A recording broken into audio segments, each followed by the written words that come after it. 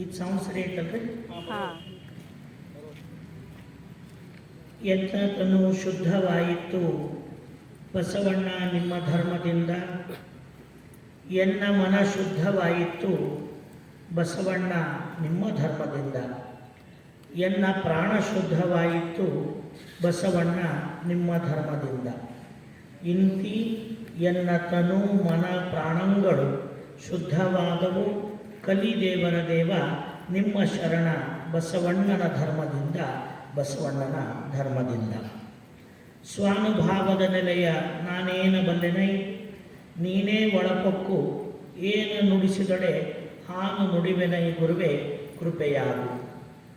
ಸದಾವಕಾಲ ಸ್ಮರಣೀಯರು ಅಖಂಡ ಲೋಕಪೂಜ್ಯರಾದ ವಿಶ್ವಗುರು ಮಹಾಮಾನವತವಾದಿ ಲಿಂಗವಂತ ಧರ್ಮ ಸಂಸ್ಥಾಪಕ ಅಪ್ಪ ಬಸವಣ್ಣನವರ ಸಮಸ್ತ ಬಸವಾದಿ ಶರಣೆಯರ ಅನುಭಾವದ ಬೆಳಗಿನಲ್ಲಿ ಜರುಗುತ್ತಿರುವ ಲಿಂಗಾಯತ ಧರ್ಮದರ್ಶನ ಪ್ರವಚನದಲ್ಲಿ ಭಾಗವಹಿಸಿರುವ ಎಲ್ಲ ಆತ್ಮೀಯ ಶರಣ ತಂದೆ ತಾಯಿಗಳಲ್ಲಿ, ಅನುಭಾವಿಗಳಲ್ಲಿ, ಮುದ್ದು ಮಕ್ಕಳಲ್ಲಿ, ತಮ್ಮೆಲ್ಲರಲ್ಲಿ ಭಕ್ತಿಯ ಶರಣಾರ್ಥಿಗಳು.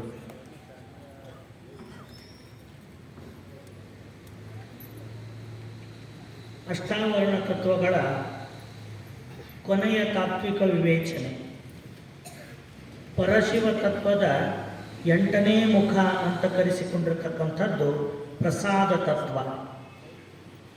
ಆದಯ್ಯ ಶರಣರ ಅನುಭಾವದ ನಿರ್ಣಯದಂತೆ ಪ್ರಸಾದ ಅಂದರೆ ಪರಾತ್ಪರ ಪರವಸ್ತುವೆನಿಸಿರುವ ಪರಮಾತ್ಮನ ಆಂತರ್ಯದಲ್ಲಿ ಅಡಗಿರುವ ಪ್ರಸನ್ನತೆಯೇ ಪರಮ ಪ್ರಸಾದ ಸ್ವರೂಪ. ನಿರುಪಾಧಿಕ ನೆಲೆಯಲ್ಲಿ ಪರಮಾತ್ಮನ ಆ ಪರಶಿವನ ಪ್ರಸನ್ನತೆಯೇ ಪ್ರಸಾದ ಸ್ವರೂಪ ಅನ್ನತಕ್ಕಂಥ ನಿರ್ಣಯವನ್ನು ಆದಯ್ಯ ಶರಣರ ವಚನದಿಂದ ನಾವೆಲ್ಲ ಕಂಡುಕೊಂಡಿದ್ದೀವಿ. ಅಂಥ ಪರಮ ಪ್ರಸನ್ನ ಸ್ವರೂಪವಾದ ಆ ಪ್ರಸನ್ನತೆ ಎಂಬ ಪ್ರಸಾದ ಪರಮಾತ್ಮನ ಭಕ್ತರಾದ ನಮಗೆಲ್ಲ ದೊರೆಯಬೇಕಾದರೆ, ಪ್ರಸಾದವನ್ನು ಪಡೆಯಬೇಕಾದರೆ ಪದಾರ್ಥ ಮತ್ತು ಪ್ರಸಾದಗಳ ಸಂಬಂಧ ಎಂಥದ್ದು ಅನ್ನೋದನ್ನು ಕೂಡ ನಾವೆಲ್ಲ ಕಂಡಿದ್ವಿ. ನಮ್ಮ ಆತ್ಮವೇ ಪದಾರ್ಥವಾಗಿ, ಪರವಸ್ತುವೇ ಪ್ರಸಾದವಾಗಿ, ನಮ್ಮ ಆತ್ಮವನ್ನೇ ನೈವೇದ್ಯ ಮಾಡೋ ಮೂಲಕವಾಗಿ ನಮ್ಮ ಆತ್ಮದಲ್ಲಿರುವ ಅವಗುಣಗಳನ್ನು ಅರಿದುಕೊಂಡು ಪರಮಾತ್ಮನ ಯಥಾರ್ಥ ಜ್ಞಾನವನ್ನು ಭರಿಸಿಕೊಂಡಾಗ ನಾವೇ ಆ ಪ್ರಸಾದವನ್ನು ಪಡೆಯಲಿಕ್ಕೆ ಸಾಧ್ಯ ಅನ್ನೋದನ್ನು ಈ ಒಂದು ನಿರುಪಾಧಿಕವಾದ ನೆಲೆಯಲ್ಲಿ ಪದಾರ್ಥ ಅಂದ್ರೇನು, ಪ್ರಸಾದ ಅಂದ್ರೇನು ಅಂತೆಲ್ಲ ನೋಡ್ತಾ, ಯಾವ ಒಂದು ಪದಾರ್ಥ ಈ ಭಕ್ತನ ಅಂಗಕ್ಕೆ ಸೋಂಕಿ ತನ್ನ ಸುಖದ ಒಂದು ಆಸ್ವಾದನೆಯನ್ನು ಕೊಡಬೇಕಾದ್ರೆ ಅದರಲ್ಲಿ 3 ಗುಣಗಳಿರ್ತವ. ಒಂದು ರೂಪ, ಒಂದು ರುಚಿ, ಮತ್ತೊಂದು ತೃಪ್ತಿ. ರೂಪವನ್ನು ಇಷ್ಟಲಿಂಗ ಮುಖಕ್ಕೆ ಅರ್ಪಿಸೋದು, ರುಚಿಯನ್ನು ಪ್ರಾಣಲಿಂಗ ಮುಖಕ್ಕೆ ಅರ್ಪಿಸೋದು, ತೃಪ್ತಿಯನ್ನು ಭಾವಲಿಂಗ ಮುಖಕ್ಕೆ ಅರ್ಪಿಸಿ ತನ್ಮೂಲಕವಾಗಿ ಶುದ್ಧ, ಸಿದ್ಧ ಮತ್ತು ಪ್ರಸಿದ್ಧವೆಂಬ 3 ವಿಧದ ಪ್ರಸಾದ ಪರಿಣಾಮವನ್ನು ಭಕ್ತ ತನ್ನ ಅಂಗ ಮನ ಭಾವದಲ್ಲಿ ಮಾಡಿಕೊಳ್ತಕ್ಕಂಥ ಒಂದು ಚಿಂತನೆಯನ್ನು ಪ್ರಸಾದದ ಪೀಠಿಕೆಯಾಗಿ, ಪ್ರಸಾದ ತತ್ವದ ಪೂರ್ವ ವಿವೇಚನೆಯಾಗಿ ನಾವೆಲ್ಲ ನಿನ್ನೆ ದಿವಸ ನೋಡ್ತಾ ಬಂದಿದ್ವಿ. ಆ ಪ್ರಸಾದ ತತ್ವವನ್ನು ಪಡಿಬೇಕಾದ್ರೆ ಈ ಭಕ್ತನಲ್ಲಿರ್ತಕ್ಕಂಥ 3 ಘಟಕಗಳು ಪರಶಿವನ 3 ಮುಖಗಳಾಗಿರ್ತಕ್ಕಂಥ ಗುರುಲಿಂಗ ಜಂಗಮಕ್ಕೆ ಅರ್ಪಿಸ್ತಕ್ಕಂಥ ಕ್ರಮವನ್ನು ತ್ರಿವಿಧ ದಾಸೋಹ ಸೂತ್ರವಾಗಿ ಗುರು ಬಸವಣ್ಣನವರು ನಮಗೆಲ್ಲ ಕರುಣಿಸಿದ್ದರು. ಪ್ರಸಾದವನ್ನು, ಪರಮಾತ್ಮನ ಪ್ರಸನ್ನತೆ ಎಂಬ ಪ್ರಸಾದವನ್ನು ಯಾರು ತನ್ನ ತನು ಮನ ಭಾವದಲ್ಲಿ ಪಡೆದು ಪ್ರಸನ್ನನಾಗಿರ್ತಕ್ಕಂಥ ನಿಶ್ಚಿಂತದ ನೆಲೆಯನ್ನು ಅನುಭವಿಸ ಬಯಸ್ತಾರೋ ಅವರೆಲ್ಲರೂ ಕಡ್ಡಾಯವಾಗಿ ಏನಾಗಬೇಕಂತಾರೆ ಬಸವಣ್ಣವರು ಅಂದ್ರೆ ತ್ರಿವಿಧ ದಾಸೋಹಿ ಆಗಲೇಬೇಕು. ಆ ತ್ರಿವಿಧ ದಾಸೋಹದ ಸೂತ್ರವನ್ನು ಕೊಟ್ಟವರು ಗುರು ಬಸವಣ್ಣನವರು. ಅದನ್ನು ಕುರಿತು ಹೇಳುವಾಗ ಅವರು ಅಂತಾರ, ಅಯ್ಯ ಎನ್ನ ಜನ್ಮದಿಂದ ಜನ್ಮಕ್ಕೆ ಹೋಗಲಿಯದೆ ಸೋಹಂ ಎಂದೆನಿಸದೆ ದಾಸೋಹಂ ಎಂದೆನಿಸಯ್ಯ. ಲಿಂಗ ಜಂಗಮದ ಪಥವ ತೋರಿ ಬದುಕಿಸಯ್ಯ ಕೂಡಲ ಸಂಗಮ ದೇವ. ನಾನೇ ಪರವಸ್ತುವಿದ್ದೇನೆ ಅನ್ನುವ ವ್ಯರ್ಥ ಅಹಂಕಾರ ಭಾವ ಸೋಹಂ ಶಿವೋಹಂ. ಆ ಸೋಹಂ ಮತ್ತು ಶಿವೋಹಂ ಅನ್ನುವಂಥ ವೇದಾಂತದ ಪರಮೋಚ್ಚ ಪದಗಳನ್ನು ಮೀರಿದ್ದು ನಮ್ಮ ಶರಣ ತತ್ವದ ದರ್ಶನ, ಲಿಂಗಾಯತದ ದರ್ಶನ, ಅದು ದಾಸೋಹಂ. ದಾಸೋಹಂ. ನೀನೇ ಪರವಸ್ತು ಅಂತ ತಿಳಿಬೇಕಾದ್ರೆ ಮೊದಲು ಆ ಪರವಸ್ತುವಿಗೆ ನಿನ್ನಲ್ಲಿರುವ ಅವಗುಣಗಳ ಸಹಿತ, ಕರ್ಮಫಲಗಳ ಸಹಿತ ನೀನು ನೈವೇದ್ಯ ಮಾಡ್ಕೋಬೇಕು, ಅರ್ಪಿಸ್ಕೋಬೇಕು. ಹಿಂಗೆ ಅರ್ಪಿಸ್ಕೋಬೇಕಾದ್ರೆ ಅಖಂಡವಾಗಿ ಅರ್ಪಿಸ್ಕೊಳ್ಳೋಕೆ ಹೇಗೆ ಸಾಧ್ಯ? ಅಲ್ಲಿ 3 ಮುಖಗಳನ್ನಿಟ್ಟಾರ, ನಿನ್ನಲ್ಲಿ 3 ಘಟಕಗಳನ್ನಿಟ್ಟಾರ. ಆ 3 ಮುಖಗಳೇ ಲಿಂಗತತ್ವದ 3 ಮುಖಗಳೇ, ಒಂದು ಗುರುತತ್ವ, ಒಂದು ಲಿಂಗತತ್ವ, ಒಂದು ಜಂಗಮ ತತ್ವ. ಕ್ರಮವಾಗಿ ತನುವನ್ನು ಗುರುವಿಗೆ, ಮನವನ್ನು ಲಿಂಗಕ್ಕೆ, ಧನವನ್ನು ಜಂಗಮಕ್ಕೆ ಅರ್ಪಿಸುವ ಮೂಲಕವಾಗಿ ನೀನು ಆ ಗುರು ಲಿಂಗ ಜಂಗಮದಿಂದ ಶುದ್ಧ ಪ್ರಸಾದ, ಸಿದ್ಧ ಪ್ರಸಾದ ಮತ್ತು ಪ್ರಸಿದ್ಧ ಪ್ರಸಾದವೆಂಬ ಪ್ರಸಾದ ಸ್ವರೂಪವನ್ನು ನೀನು ಅಂಗೈವಿಸಿಕೊಂಡು ಪರಮಾತ್ಮನ ಮೂಲ ಸ್ವರೂಪವಾದ ಪ್ರಸನ್ನತೆಯನ್ನು ನಿನ್ನಂಗಮನ ಭಾವದೊಳಗೆ ಹೊಂದಲಿಕ್ಕೆ ಸಾಧ್ಯ ಆಗುವಂಥದ್ದು. ಹಾಗಾದರೆ ಇದರಿಂದ ನಾವು ಏನು ಕಂಡ್ವಿ ಅಂದ್ರೆ, ಒಂದು ಪ್ರಸನ್ನತೆ ಅನ್ನುವ ಮೂಲ ಪ್ರಸಾದ ತತ್ವ ಗುರುವಿನಲ್ಲಿ ಬಂದು ಆವರಿಸಿದಾಗ ಶುದ್ಧ ಪ್ರಸಾದ ಅಂತ ಕರೆಸುವಂತು. ಅದೇ ಪರಮಾತ್ಮನಲ್ಲಿರುವ ಪ್ರಸನ್ನತೆ ಲಿಂಗದೊಳಗೆ ಬಂದು ನೆಲೆಗೊಂಡಾಗ ಸಿದ್ಧ ಪ್ರಸಾದ ಅಂತ ಕರೆಸುವಂತು. ಅದೇ ಪ್ರಸನ್ನತೆ ಜಂಗಮದಲ್ಲಿ ಬಂದು ನೆಲೆಗೊಂಡಾಗ ಪ್ರಸಿದ್ಧ ಪ್ರಸಾದ ಅಂತ ಕರೆಸುವಂತು. ಒಂದೇ ಪ್ರಸಾದ ಗುರುವಿನಲ್ಲಿ ಶುದ್ಧ, ಲಿಂಗದಲ್ಲಿ ಸಿದ್ಧ, ಜಂಗಮದಲ್ಲಿ ಪ್ರಸಿದ್ಧ ಅನ್ನೋ 3 ರೂಪಗಳನ್ನು ತಾಳಿತು. ಈ 3 ರೂಪಗಳನ್ನು ತಾಳಿರ್ತಕ್ಕಂಥ ಪ್ರಸಾದ ತತ್ವದ ವಿಶೇಷತೆ ಏನು? ಹಾಗಾದ್ರೆ ಶುದ್ಧ ಪ್ರಸಾದ ಅಂದ್ರೇನು, ಸಿದ್ಧ ಪ್ರಸಾದ ಅಂದ್ರೇನು, ಪ್ರಸಿದ್ಧ ಪ್ರಸಾದ ಅಂದ್ರೇನು? ಯಾವುದಕ್ಕೆ ಶುದ್ಧ, ಸಿದ್ಧ, ಪ್ರಸಿದ್ಧ ಪ್ರಸಾದ ತತ್ವಗಳು ಅಂತ ಕರೀತಾರೆ? ಇದನ್ನು ಕುರಿತು ಈ 3 ಪ್ರಸಾದ ತತ್ವಗಳ ಒಂದು ಅನುಭವವನ್ನು ನಮಗೆ ಯಾರು ಮಾಡಿಸ್ಕೊಡ್ತಾರಂದ್ರೆ, ದೇಶಿಕೇಂದ್ರ ಸಂಗನ ಬಸವಯ್ಯನವರು ಅಂತ ಬಹಳ ದೊಡ್ಡ ಶರಣರಾಗಿ ಹೋಗ್ಯಾರ. ಶಟಸ್ಥಲ ಕ್ರಮದಲ್ಲಿ ವಚನಗಳನ್ನು ಬರೆದಂಥ ಶರಣರವರು. ಎಲ್ಲ ಶರಣರ ವಚನಗಳು ಶಟಸ್ಥಲ ಕ್ರಮದೊಳಗೆ ಇರೋದಿಲ್ಲ, ಕೆಲವರು ಮಾತ್ರ ಇರ್ತಾವ. ಅದರೊಳಗೆ ಒಬ್ಬರು ಯಾರು ಅಂದ್ರೆ ದೇಶಿಕೇಂದ್ರ ಸಂಗನ ಬಸವಯ್ಯಗಳು ಶಟಸ್ಥಲ ಕ್ರಮದಲ್ಲಿ ವಚನ ಬರೆದಾರೆ. ಅದಕ್ಕೆ ಸಂಪುಟದೊಳಗೆ ಅವರ ಬಗ್ಗೆ ಬರೆಯೋ ಮುಂದೆ ಏನಂತಾರೆ, ದೇಶಿಕೇಂದ್ರ ಸಂಗನ ಬಸವಯ್ಯಗಳ ಶಟಸ್ಥಲ ಅಂತಲೇ ಕರೀತಾರೆ. ಆ ಶಟಸ್ಥಲ ಕ್ರಮದಲ್ಲಿ ತಮ್ಮ ವಚನದ ಅನುಭವವನ್ನು ಕೊಟ್ಟಂಥವರು.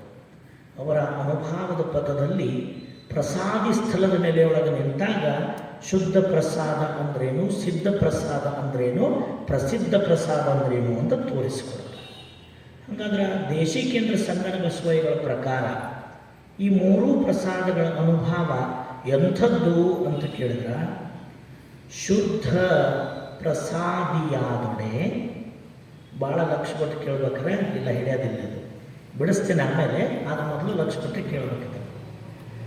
ಶುದ್ಧ ಪ್ರಸಾದಿಯಾದೊಡೆ ತನು ಸತ್ಕ್ರಿಯಾ ಸನ್ನಿಹಿತನಾಗಿ, ತನು ಸತ್ಕ್ರಿಯಾ ಸನ್ನಿಹಿತನಾಗಿ ಎಳ್ಳಷ್ಟು ದ್ವೈತಿಯಾಗದೆ ಚರಿಸಬೇಕು, ಚರಿಸಬೇಕು.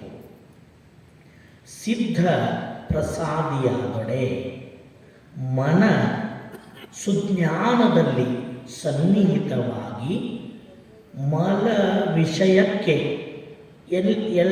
ಎನಿತು ಜಿನುಗದಂತೆ ತಾನು ಚರಿಸಬೇಕು. ಕೊನೆದು ಪ್ರಸಿದ್ಧ ಪ್ರಸಾದ, ಪ್ರಸಿದ್ಧ ಪ್ರಸಾದಿಯಾದೊಡೆ ಭಾವ ಮಹಾಭಾವದಲ್ಲಿ ಸನ್ನಿಹಿತನಾಗಿ ಎಳ್ಳಷ್ಟು ಭಾವದಲ್ಲಿ ಭ್ರಮೆಯಿಲ್ಲದಂತಿರಬೇಕು, ಭಾವದಲ್ಲಿ ಭ್ರಮೆಯಿಲ್ಲದಂತಿರಬೇಕು. ಈ ಭೇದವನರಿಯದೆ, ಅದರ ಅರ್ಥ ಈಗಲ್ಲದೆ ಅಂತ, ಈ ಭೇದವನರಿಯದೆ ಅವರಂತೆ ಅವರು ಇವರಂತೆ ಇವರು ತನ್ನಂತೆ ತಾನಾಗಿ ನಡೆ ನುಡಿ ಕೊಡುಕೊಳ್ಳೆ ಉಳ್ಳವರಾಗಿ ಅವರ ಕಡೆ ಮೊದಲಿಲ್ಲದೆ ನರಕದಲ್ಲದ್ದುವ ಕಾಣ ನಿರಂಜನ ಗುರು ಚನ್ನ ಬಸವಲಿಂಗ. ದೇಶಿಕೇಂದ್ರ ಸಂಗನ ಬಸವಯ್ಯನವರ ವಚನಾಂಕಿತ ಇದೆ. ನಿರಂಜನ ಗುರು ಚನ್ನ ಬಸವಲಿಂಗ ಅವರ ವಚನಾಂಕಿತ ಇದೆ. ಈ ವಚನ ನೋಡಿದರೆ ಶುದ್ಧ ಪ್ರಸಾದ ಅಂದ್ರೇನು, ಸಿದ್ಧ ಪ್ರಸಾದ ಅಂದ್ರೇನು, ಪ್ರಸಿದ್ಧ ಪ್ರಸಾದ ಅಂದ್ರೇನು ಅಂತ ನಮಗೆ ಅರ್ಥ ಆಗಿಬಿಡ್ತೈತೆ. ಇಲ್ಲಿ ಅವರು 3 ಘಟಕಗಳನ್ನು ಇಟ್ಟುಕೊಂಡ. ಮೊದಲನೇದ್ದು ತನು, ಎರಡನೇದ್ದು ಮನ, ಮೂರನೇದ್ದು ಭಾವ.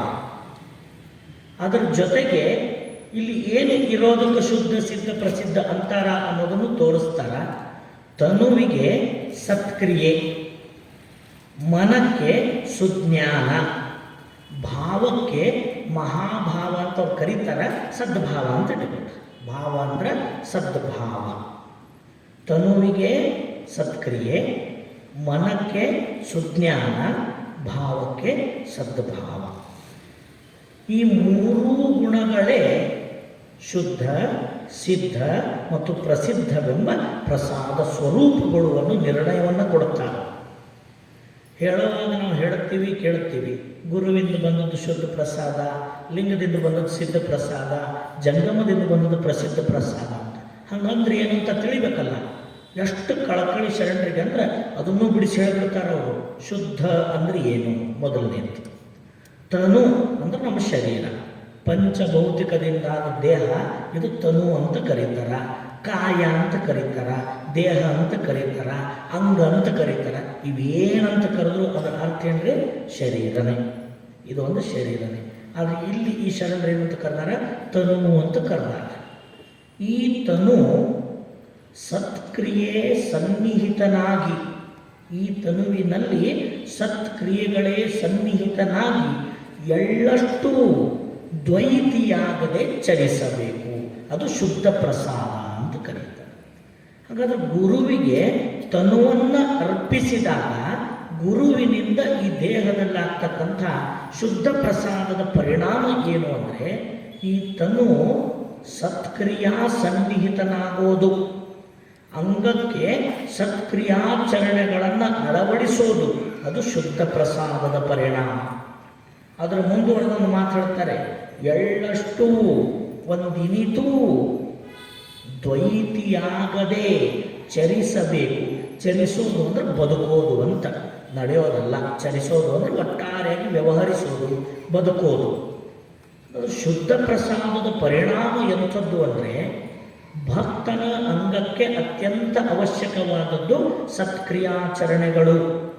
ಅಂಗದಿಂದ ನಡಿಬೇಕಾದ ಕ್ರಿಯೆಗಳಿಗೆ ನಂತರ ಸತ್ಕ್ರಿಯೆಗಳೇ ನಡಿಬೇಕಿದ್ರಿಂದ ಅದಕ್ಕೆ ಗುರು ಅದನ್ನೇ ಕೊಡ್ತಾನೆ ಅಂತ ಹೇಳಾಕ ಮೈಲಾರ ಬಸವಲಿಂಗ ಶರಣರೇನಂತಾರ, ಶ್ರೀ ಗುರುವೇ ಸತ್ಕ್ರಿಯೆಯ ಆಗರವೇ ಸುಜ್ಞಾನ, ಸಾಗರವೇ ಎನ್ನ ಮತಿಗೆ ಮಂಗಳವಿತ್ತು ರಾಗದಿಂಬೇಗ ಕೃಪೆಯ. ಗುರು ಏನು ಕೊಡ್ತಾನೆ ಈ ಅಂಗಕ್ಕಂದ್ರೆ ಸುಜ್ಞಾನ ಮತ್ತು ಸತ್ಕ್ರಿಯಾಚರಣೆಗಳನ್ನು ಸಂಬಂಧ ಮಾಡ್ತಾನೆ. ಯಾವ ಈ ಅಂಗ ಹಲವು ವಿಧದ ವಿಕಾರಗಳಿಗೆ ಒಳಗಾಗಿತ್ತೋ, ಇದರಿಂದ ನಡೀತಕ್ಕಂಥ ಕ್ರಿಯೆಗಳೆಲ್ಲ ಅನ್ಯ ಕ್ರಿಯೆಗಳಾಗಿ ಅನ್ಯ ಮಾರ್ಗವನ್ನು ತುಳಿತಿತ್ತು. ಅದಕ್ಕೇನಂತಾರೆ? ಪಾಪ ಕ್ರಿಯೆಗಳು ಅಂತ.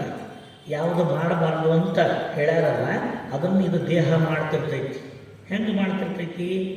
ಒಳಗಡೆ ಇರ್ತಕ್ಕಂಥ ಮನದ ಚಾಪಲ್ಯಕ್ಕೆ ಇದು ಒಳಗಾಯ್ತಂದ್ರೆ, ಮನದ ನಿಯಂತ್ರಣಕ್ಕೆ ಬಿತ್ತು ಅಂದ್ರೆ ಈ ದೇಹ ಮನಸ್ಸು ಹೇಳ್ದಂಗೆ ಕೇಳ್ಕೊಂತ ಹೋಗ್ತಿರ್ತೈತಿ. ಮನಸ್ಸು ಎಲ್ಲಿ ಕರ್ಕೊಂಡು ಹೋಗ್ತೈತಿ, ಎಲ್ಲಿ ನೋಡಂತೈತಿ ನೋಡ್ತೈತಿ, ಎಲ್ಲಿ ಕುಂದ್ರಂತೈತಿ ಕುಂದಿರ್ತೈತಿ. ಇವಕ್ಕೆ ಸತ್ಕ್ರಿಯೆಗಳು ಅಂತ ಕರೆಯೋದಿಲ್ಲ. ಇವು ಸತ್ಕ್ರಿಯೆಗಳಲ್ಲ. ಅಂದರೆ ಯಾವುದು ಸತ್ಕ್ರಿಯೆ? ಯಾವುದನ್ನು ಮಾಡೋದ್ರಿಂದ ಅಂಗದ ವಿಕಾರಗಳು ಕಳೆದು ಅಂಗದೊಳಗೆ ಶುದ್ಧತೆ ಅನ್ನೋದು ಬಂದು ಪ್ರತಿಷ್ಠೆ ಆಗ್ತೈತಿಲ್ಲ, ಆ ಕ್ರಿಯೆಗಳಿಗೆ ಏನಂತ ಕರೀತಾರೆ? ಸತ್ಕ್ರಿಯೆಗಳು ಅಂತ ಕರೀತಾರೆ. ಸತ್ಕ್ರಿಯೆಗಳು ಅಂತ ಕರೀತಾರೆ. ಅಂಥ ಸತ್ಕ್ರಿಯೆ ಯಾವುದು ಶುದ್ಧ ಪ್ರಸಾದದ ನೆಲೆಯಲ್ಲಿ ಅಂದರೆ, ಈ ಅಂಗ ಲಿಂಗದಂಗ ಅನ್ನೋ ಭಾವದಿಂದ ಇದನ್ನು ವರ್ತಿಸೋದು, ವ್ಯವಹರಿಸೋದೈತಲ್ಲ, ಅದುವೇ ನಿಜವಾದ ಸತ್ಕ್ರಿಯೆ. ಇದು ದೇಹ ನನ್ನ ದೇಹ ಅಲ್ಲ. ಈ ದೇಹದೊಳಗೆ ಚಾಲನ ಶಕ್ತಿಯಾಗಿ ಕುಂತ ದೇಹಿ ಲಿಂಗಯ್ಯನೇ ಅದನ. ಇಲ್ಲಿ ಒಳಗೆ ಯಾರದಾರಪ್ಪ? ಲಿಂಗಯ್ಯ ಅದಾನ. ಚೈತನ್ಯ ರೂಪಿಯಾಗಿ ಲಿಂಗ ಒಳಗದಾನ. ಆ ಚೈತನ್ಯ ರೂಪಿಯಾಗಿರ್ತಕ್ಕಂಥ ಲಿಂಗದ ಅಂಗ ಇದಾಗಿರೋದ್ರಿಂದ ಈ ಅಂಗ ಲಿಂಗದ ಅಂಗ ಅನ್ನೋ ಭಾವದಿಂದ ಮಾಡೋ ಕ್ರಿಯೆಗಳಿಗೆ ಏನಂತಾರ? ಸತ್ಕ್ರಿಯೆಗಳು ಅಂತ ಕರೀತಾರೆ. ಇದರಿಂದ ಮಾಡ್ತಕ್ಕಂಥ ಎಲ್ಲ ಕ್ರಿಯಾದಿಗಳಲ್ಲೂ ಕೂಡ ಲಿಂಗ ಭಾವದ ಎಚ್ಚರಿಕೆಯನ್ನು ಇಟ್ಟುಕೊಂಡು ಇದರ ಒಳಗೆ ಕುಂತಾವ ಲಿಂಗಯ್ಯ ಕುಂತಾನ ಅಂತ ಜಾಗರೂಕವಾಗಿ ಎಲ್ಲ ಕ್ರಿಯೆಗಳನ್ನು ಮಾಡೋದಕ್ಕೆ ಸತ್ಕ್ರಿಯಾಚರಣೆಗಳು ಅಂತ ಕರೀತಾರೆ. ಹೆಂಗಪ್ಪ ಅಂದರೆ, ನಾವು ಒಬ್ಬರ ಕಾರ್ ಹೊಡಿತಿರ್ತೀವಿ, ಡ್ರೈವ್ ಮಾಡ್ತಿರ್ತೀವಿ, ನಾವು ಒಬ್ಬರ ಗಾಡಿ ಹಾಕೊಂಡು ಹೊಡಿತಿರ್ತೀವಿ. ಅವಾಗ ಒಂದಿಟ್ಟು ಹೆಚ್ಚು ಕಡಿಮೆ ದಡಿಕೆರ ಬರಲಿ, ಹೆಂಗಾರ ಬರಲಿ, ಏನಾರ ಬರಲಿ, ನಾವು ಅದನ್ನು ಸಂಭಾಳಿಸ್ಕೊಂಡು ತೊಗೊಂಡು ಹೋಗ್ತಿರ್ತೀವಿ. ಯಾವಾಗ ನಮ್ಮ ತಂದಿನೋ ನಮ್ಮ ಹಿರಿಯರೊಬ್ಬರು ನಮ್ಮ ಪಕ್ಕದ ಸೀಟ್ನಾಗ ಕುಂತಿರ್ತಾರೆ, ಆವಾಗ ಗಾಡಿ ಹೊಡೆಯೋ ರೀತಿ ಬದಲಿ ಆಕೈತಿ. ಹೆಂಗಂದ್ರೆ ದಡಿಕೆಲ್ಲ ನಾವು ಭಾಳ ಲಕ್ಷ ಕೊಟ್ಟು ನೋಡ್ತೀವಿ, ಮೆಲ್ಲಕ್ಕೆ ಇಲ್ಲಿಂದ ಬ್ರೇಕ್ ಹಚ್ಕೊತ ಹೋಗ್ತೀವಿ. ಎಲ್ಲೂ ಏರುಪೇರು ಆಗದಂಗೆ, ಹೆಚ್ಚು ಕಡಿಮೆ ಆಗದಂಗೆ ಗಾಡಿ ತೊಗೊಂಡೋಗಿ ಅವ್ರು ಹೇಳದಲ್ಲಿ ಇಳಿಸ್ತೀವಿ. ಯಾಕಂದ್ರೆ ಈ ಗಾಡಿ ಒಳಗೊಬ್ಬರು ಕುಂತಾರ ಅನ್ನೋ ಪ್ರಜ್ಞೆ ಐತಿ ನಮಗೆ. ನಾನಾ ಅದೀನಿ ಅಂತ ತಿಳಿದ್ರೆ ಮನಸ್ಸು ಬಂದಂಗೆ ಗಾಡಿ ಹೊಡಿತೀವಿ. ಇದ್ರ ಒಳಗೊಬ್ರು ಅದಾರಪ್ಪ ಇನ್ನೊಬ್ಬರು, ಅವ್ರಿಗೆ ಹಿತ ಆಗುವಂಗೆ ನಾನು ಬದುಕಬೇಕು ಅಂತ ಹೊಡಿತೀವಲ್ಲ, ಅವಾಗ ಅದೆಷ್ಟು ಸರಿಯಾಗಿ ಸುಗಮವಾಗಿ ಹೋಗ್ತೈತಲ್ಲ. ಹಂಗೆ ಈ ದೇಹ ಅನ್ನೋ ಗಾಡಿನ ನಂದ ಅಂತ ತಿಳಿದು ಮನಬಂದ ಪರಿಯೊಳಗೆ ನಡೆಸಿದ್ರೆ ಅದು ಹಲವು ವಿಧದ ಪಾಪಗಳಿಗೆ ಕಾರಣಕ್ಕೈತಿ. ಈ ದೇಹದೊಳಗೆ ಸದಾವಕಾಲ ಅಂತರ್ಯಾಮಿಯಲ್ಲಿ ಶಿವನಿದ್ದಾನೆ, ಶಿವನಿದ್ದಾನೆ, ಶಿವನಿದ್ದಾನೆ ಅಂತ ತಿಳಿದು ಈ ಗಾಡಿ ನಡೆಸಿದ್ರಂದ್ರೆ ನೋಡೋ ನೋಟದೊಳಗೂ, ಕೇಳೋ ಶಬ್ದದೊಳಗೂ, ಮುಟ್ಟೋ ಸ್ಪರ್ಶದೊಳಗೂ ಎಚ್ಚರಿಕೆ ಇರ್ತೈತಿ. ಇದರೊಳಗೆ ಶಿವನಿದ್ದಾನೆ, ಇದು ಸತ್ಕ್ರಿಯೆಗಳನ್ನೇ ಮಾಡಬೇಕು, ಇಲ್ಲಿ ದುಷ್ಕ್ರಿಯೆಗಳನ್ನು ಮಾಡಬಾರ್ದು. ಇದಂಗಾರೆ ಯಾರನ್ನು ಹೊತ್ತ ದೇಹ ಇದು? ಈ ದೇಹದ ಒಡೆಯನಾದ ಲಿಂಗಯ್ಯನೇ ಈ ದೇಹದೊಳಗೆ ದೇಹಿಯಾಗಿ ಅದಾನ. ಹಾಗಾದ್ರೆ ಈ ದೇಹದೊಳಗೆ ದೇಹಿಯಾಗಿ ಲಿಂಗಯ್ಯ ಇರಬೇಕಾದ್ರೆ ಈ ದೇಹದಿಂದ ನಡೀತಕ್ಕಂಥ ಎಲ್ಲ ಕ್ರಿಯೆಗಳು ಶುದ್ಧವಾಗಿ ನಡಿಬೇಕು, ಶುದ್ಧವಾಗಿ ನಡಿಬೇಕು ಅನ್ನೋ ಪ್ರಜ್ಞೆಯನ್ನು ತಂದು ಕೊಡೋದೇ ಗುರುವಿನಿಂದ ಅಂಗಕ್ಕೆ ಲಭಿಸುವ ಶುದ್ಧ ಪ್ರಸಾದ. ಗುರು ಏನು ಕೊಡ್ತಾನಂದ್ರೆ, ಈ ನಿನ್ನ ದೇಹ ನಿಂದಲ್ಲಪ್ಪ, ಇದು ಪರಮಾತ್ಮನ ದೇಹ. ಈ ದೇಹದಿಂದ ನಡೆಯುವ ಸಕಲ ಭೋಗಾದಿಗಳಲ್ಲಿ ಲಿಂಗಯ್ಯನಿದ್ದಾನೆ. ಲಿಂಗಯ್ಯನೇ ನಿನ್ನ ದೇಹದ ಮುಖಾಂತರ ಸಕಲ ಭೋಗಗಳನ್ನು ಭೋಗಿಸ್ತಾನೆ. ಹಾಗಾದ್ರೆ ನಿನ್ನ ದೇಹದಿಂದ ನಡೆಯುವ ಎಲ್ಲ ಕ್ರಿಯೆಗಳು ಯಾರ ಕ್ರಿಯೆಗಳಾಗ್ಯಾವಂದ್ರೆ ಪರಮಾತ್ಮನ ಕ್ರಿಯೆಗಳು. ಪರಮಾತ್ಮ ತನ್ನ ಲೀಲೆಗಾಗಿ ನಿನ್ನಂಗವನ್ನು ಬಳಸ್ಕೊಳಕತ್ತಾನಷ್ಟೇ. ಆ ಪ್ರಜ್ಞೆಯನ್ನು ಎಚ್ಚರವಾಗಿಟ್ಟುಕೊಂಡು ನಾವು ಬದುಕಿದ್ರೆ ಅದು ಯಾವ ಪ್ರಸಾದ? ಅದು ಶುದ್ಧ ಪ್ರಸಾದ, ಶುದ್ಧ ಪ್ರಸಾದ. ಅದರ ಸ್ವರೂಪ, ಅದರ ಸ್ಥಿತಿ ಹೆಂಗಿರ್ತೈತಿ ಅಂತ ಕೇಳಿದ್ರೆ, ಒಂದು ಕಡೆ ಶಿವಲಿಂಗ ಮಂಚಣ್ಣನವರು ಅಂತ ಒಂದು ದೊಡ್ಡ ಶರಣರಾಗಿದ್ದಾರೆ. ಅವರು ತಮ್ಮ ವಚನದೊಳಗೆ ಹೇಳುತ್ತಾರೆ, ಪರಮಾತ್ಮನೇ ನನ್ನೊಳಗೆ ಇದ್ದು ನೀನೇ ಇದನ್ನು ನಡೆಸಕತ್ತೀಯ ಅನ್ನೋದನ್ನು ಹೆಂಗೆ ತೋರಿಸ್ತಾರೋ ಅಂದರೆ, ರಸವನ್ನರಿಯುವುದಕ್ಕೆ ಜಿಹ್ವೆಯಾಗಿ ಬಂದು, ರೂಪವನ್ನರಿಯುವುದಕ್ಕೆ ನೇತ್ರವಾಗಿ ಬಂದು, ಶಬ್ದವನ್ನರಿಯುವುದಕ್ಕೆ ಶ್ರೋತ್ರವಾಗಿ ಬಂದು, ಪರಿಮಳವನ್ನರಿಯುವುದಕ್ಕೆ ಘ್ರಾಣವಾಗಿ ಬಂದು, ಸ್ಪರ್ಶನವನ್ನರಿಯುವುದಕ್ಕೆ ತ್ವಕ್ಕಾಗಿ ಬಂದು, ಇಂತಿ ಎನ್ನ ಘಟದ ಮಧ್ಯದಲ್ಲಿ, ಘಟ ಅಂದರೆ ದೇಹ, ಇಂತಿ ಎನ್ನ ಘಟದ ಮಧ್ಯದಲ್ಲಿ ಪಂಚವಕ್ತ್ರನಾಗಿ ನಿಂತೆಯಲ್ಲ ಈಶಾನ್ಯ ಮೂರ್ತಿ ಸದಾಶಿವಲಿಂಗವೇ. ಆ ಪರಮಾತ್ಮ ಈ ಘಟದ ಮಧ್ಯದಲ್ಲಿ ಅಂದರೆ ದೇಹದ ಮಧ್ಯದಲ್ಲಿ ತಾನು ವಾಸಿಸಿ ನಿಂತು ಇಲ್ಲಿರುವ ಪಂಚ ಜ್ಞಾನೇಂದ್ರಿಯಗಳಲ್ಲಿ ಬರ್ತಕ್ಕಂಥ ಎಲ್ಲ ಸುಖಗಳನ್ನು ಪಡಿತಕ್ಕಂಥವ್ರು ಯಾರು ಅಂದ್ರೆ ಪರಮಾತ್ಮನೇ ಅದಾನ. ಹೆಂಗೆ ಹೇಳಿದ್ರವರು, ರಸವನ್ನು ಅರಿಬೇಕಾದ್ರೆ ಜಿಹ್ವೆಯೊಳಗೆ ಬಂದು ನಿಂತೀಯ, ಗುರುಲಿಂಗವಾಗಿ ಅಲ್ಲಿ ನಿಂತೀಯ. ರೂಪವನ್ನರಿಯೋದಕ್ಕೆ ನೇತ್ರದಲ್ಲಿ ಬಂದು ನಿಂತೀಯ, ಹಾಗಾದ್ರೆ ನೇತ್ರದೊಳಗೆ ಶಿವಲಿಂಗವಾಗಿ ನಿಂತೀಯ. ಶಬ್ದವನ್ನರಿಯೋದಕ್ಕೆ ಶ್ರೋತ್ರವಾಗಿ ಬಂದೀಯ, ಈ ಶ್ರೋತ್ರದಲ್ಲಿ ಪ್ರಸಾದಲಿಂಗವಾಗಿ ನಿಂತವನು ನೀನೇ. ಈ ಪ್ರಪಂಚದಿಂದ ಬರುವ ಪರಿಮಳವನ್ನು ಆಸ್ವಾದಿಸಲಿಕ್ಕೆ ಈ ಘ್ರಾಣದಲ್ಲಿ, ನಾಸಿಕದಲ್ಲಿ ಆಚಾರಲಿಂಗವಾಗಿ ನಿಂತವನು ನೀನೇ. ಈ ತ್ವಕ್ಕಿನಿಂದ ಪಡೆಯುವ ಸಕಲ ಸ್ಪರ್ಶನ ಸುಖವನ್ನು ಪಡೀಲಿಕ್ಕೆ ತ್ವಕ್ಕಿನೊಳಗೆಲ್ಲ ಪರಿಪೂರ್ಣವಾಗಿ ನಿಂತವನು ನೀನೇ, ಜಂಗಮಲಿಂಗವಾಗಿ ನಿಂತವನು ನೀನೇ. ಹೀಗೆ ಈ ಪಂಚ ಜ್ಞಾನೇಂದ್ರಿಯಗಳಲ್ಲಿ ಪಂಚಲಿಂಗ ಮೂರ್ತಿಯಾಗಿ ಈ ಘಟದ ಮಧ್ಯದ ಚೈತನ್ಯನಾಗಿ ನೆಲೆಸಿ ಈ ದೇಹದಿಂದ ನಡೀತಕ್ಕಂಥ ಎಲ್ಲ ಕ್ರಿಯೆಗಳಲ್ಲಿ ಇರ್ತಕ್ಕಂಥವ್ರು ಯಾರು ಅಂದರೆ ಪರಮಾತ್ಮನೇ ಇದ್ದಾನೆ ಅನ್ನೋ ಅರಿವನ್ನು ನಮಗೆ ಕೊಡೋದು ಯಾವುದು ಅಂದರೆ ಗುರುವಿನಿಂದ ದೊರೆಯುವ ಶುದ್ಧ ಪ್ರಸಾದ. ಶುದ್ಧ ಪ್ರಸಾದ, ಆ ಶುದ್ಧ ಪ್ರಸಾದ ಈ ಪ್ರಜ್ಞೆಯನ್ನು ಜಾಗೃತಗೊಳಿಸೋದ್ರಿಂದ ಭಕ್ತನ ಕ್ರಿಯಾದಿಗಳನ್ನು ಶುದ್ಧಗೊಳಿಸ್ತದೆ. ಲಿಂಗಯ್ಯ ನೋಡಕತ್ತಾನ ಅಂದ್ರೆ ಒಳ್ಳೆಯದನ್ನು ನೋಡಬೇಕು, ಲಿಂಗಯ್ಯ ಅದಾನ ಅಂದ್ರೆ ಸರಿಯಾದದನ್ನು ಕೇಳಬೇಕು, ಲಿಂಗಯ್ಯ ಒಳಗದಾನ ಅಂದ್ರೆ ತಿನ್ನೋದನ್ನು ತಿನ್ನಬೇಕು, ತಿನ್ನಬಾರದನ್ನು ಮುಟ್ಟಬಾರದು. ಲಿಂಗಯ್ಯ ಅದಾನ ಅಂದ್ರೆ ಏನು ಮುಟ್ಟಬೇಕು, ಏನು ಮುಟ್ಟಬಾರದು ಅನ್ನುವ ಜ್ಞಾನ ಬರ್ತೈತಲ್ಲ, ಈ ಜ್ಞಾನದ ವಿವೇಚನೆಯೊಂದಿಗೆ ಕೇವಲ ಸತ್ಕ್ರಿಯಾಚರಣೆಗಳು ಮಾತ್ರ ಈ ದೇಹದಿಂದ ನಡೆದು ಅಂದ್ರೆ ಅದಕ್ಕೆ ಏನಂತ ಕರೀತಾರೆ, ಶುದ್ಧ ಪ್ರಸಾದಿ ಅಂತ ಕರೀತಾರೆ. ಈ ಕ್ರಿಯಾದಿಗಳಿಗೆ ಇದು ಸಂಬಂಧಪಟ್ಟದ್ದು, ಈ ದೇಹದಿಂದ ನಡೆಯುವ ಸಕಲ ಭೋಗದ ಕ್ರಿಯಾದಿಗಳಿಗೆ ಇದು ಸಂಬಂಧಪಟ್ಟದ್ದು. ಈ ವಿಚಾರದಲ್ಲಿ ಶುದ್ಧತೆ, ಪರಿಶುದ್ಧತೆ ಭಕ್ತನಲ್ಲಿ ಅಳವಡಿಸೋದು ಯಾವುದು ಅಂದ್ರೆ ತನುವನ್ನು ಗುರುವಿಗೆ ಅರ್ಪಿಸಿದಾಗ ಗುರು ಈ ತನುವಿಗೆ ಕೊಡೋ ಶುದ್ಧ ಪ್ರಸಾದವೇ ಸತ್ಕ್ರಿಯಾಚರಣೆಗಳು. ಸತ್ಕ್ರಿಯಾಚರಣೆಗಳು ಇದು ಯಾವಾಗ ಸಾಧ್ಯ? ತನು ಗುರುವಿಗೆ ಅರ್ಪಣೆ ಆದಾಗ. ಇದು ತನು ಗುರು ಸೇವೆಯಲ್ಲಿ ತನ್ನನ್ನು ತೊಡಗಿಸಿಕೊಂಡಾಗ ಅದರ ಪರಿಣಾಮವೇ ಸತ್ಕ್ರಿಯಾಚರಣೆಯ ಪೂರ್ವಕವಾಗಿರ್ತಕ್ಕಂಥ ಶುದ್ಧ ಪ್ರಸಾದದ ಪ್ರಾಪ್ತಿಯಾಗುವಂಥದ್ದು. ಸಿದ್ಧ ಪ್ರಸಾದ ಅಂದ್ರೇನು? ಅದು ಲಿಂಗದಿಂದ ಈ ಭಕ್ತ ತನ್ನ ಅಂತರಿಂದ್ರಿಯವೆನಿಸಿರ್ತಕ್ಕಂತಹ ಮನವನ್ನು ಲಿಂಗಮುಖಕ್ಕೆ ಅರ್ಪಿಸಿದಾಗ ಲಿಂಗದಿಂದ ತಾನು ಪಡಿತಕ್ಕಂಥದ್ದು ಸಿದ್ಧ ಪ್ರಸಾದ. ಅಂದರೆ ಸಿದ್ಧ ಪ್ರಸಾದ ಅಂದರೆ ಏನು? ಅವ್ರು ಹೇಳುತ್ತಾರೆ, ಸಿದ್ಧ ಪ್ರಸಾದಿ ಎಂದೆಂದಡೆ. ಯಾರಿಗೆ ಸಿದ್ಧ ಪ್ರಸಾದಿ ಅಂತ ಕರಿಬೇಕಪ್ಪ ಅಂತಂದರೆ, ಯಾವ ಭಕ್ತನ ಮನ ಸುಜ್ಞಾನದಲ್ಲಿ ಸನ್ನಿಹಿತವಾಗಿ ಮಲ ವಿಷಯಗಳಲ್ಲಿ ಒಂದಿನಿತೂ ಜಿನುಗದಂತೆ ಯಾರು ಚರಿಸ್ತಾರೋ ಅವನೇ ಸಿದ್ಧ ಪ್ರಸಾದಿ. ಸಿದ್ಧ ಪ್ರಸಾದಿ. ಹಾಗಾದ್ರೆ ಮೊದಲನೇ ಶುದ್ಧ ಪ್ರಸಾದದಾಗ ತನುವಿಗೆ ಸುಜ್ಞಾನ ಸಂಬಂಧ, ತನುವಿಗೆ ಸತ್ಕ್ರಿಯಾಚರಣೆಗಳ ಸಂಬಂಧ. ಅದು ಭಕ್ತನಲ್ಲಿ ಸದಾವಕಾಲ ಎಚ್ಚರಿಕೆ ಪ್ರಜ್ಞೆಯನ್ನಿಟ್ಟು ತನುವನ್ನು ಶುದ್ಧ ಮಾಡಿತು. ಅದಕ್ಕದು ಶುದ್ಧ ಪ್ರಸಾದ. ಎರಡನೇದ್ದು ಮನಕ್ಕೆ ಸಂಬಂಧಪಟ್ಟದ್ದು. ಲಿಂಗ ಮನಕ್ಕೆ ಸಂಬಂಧಪಟ್ಟದ್ದು. ಯಾವ ಮನ ಲಿಂಗಕ್ಕರ್ಪಣೆ ಆಯಿತೋ ಆ ಮನಕ್ಕೆ ಲಿಂಗ ಕೊಡತಕ್ಕಂಥ ಸಿದ್ಧ ಪ್ರಸಾದದ ರೂಪ ಏನಂದರೆ ಅದು ಸುಜ್ಞಾನವೇ ಲಿಂಗ ಕೊಡತಕ್ಕಂತಹ ಸಿದ್ಧ ಪ್ರಸಾದ.